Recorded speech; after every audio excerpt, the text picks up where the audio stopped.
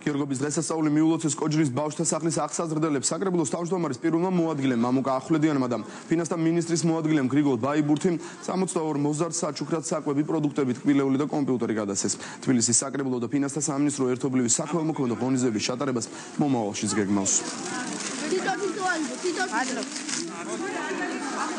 მნიშვნელოვანია ამ ბავშვებმა იგრძნონ ზოგადად სახელმწიფოსგან, სახელმწიფო უდგათ გვერდში და მე მოვუწოდებ საერთოდ მთლიან საზოგადოებას და ალბათ ყველანი ვალდებულები ვართ, რომ მაქსიმალური ყურადღება მივაქციოთ ესეთ ბავშვებს. ჩვენ გვინდა და პატარებისათვის მიგველოცა გიორგობის დღესასწაული, მიგვაჩნია რომ სწორედ ესეთი ტიპის დახმარება ამ ბავშვებისათვის არის ძალიან მნიშვნელოვანი, იმდენად რამდენად ისინი სრულყოფილ მოქალაქეებად გაიზარდონ, მოხდეს მათი ინტეგრირება ჩვენ საზოგადოებაში და ღირსეულ ქართველებად ჩამოყალიბდნენ. მე ძალიან მომეწონა რაც მომიტანეს განფეთები და რამე და მე კიდევ გამიხარდა თქვენ მოხვედით ჩვენ სანახავად.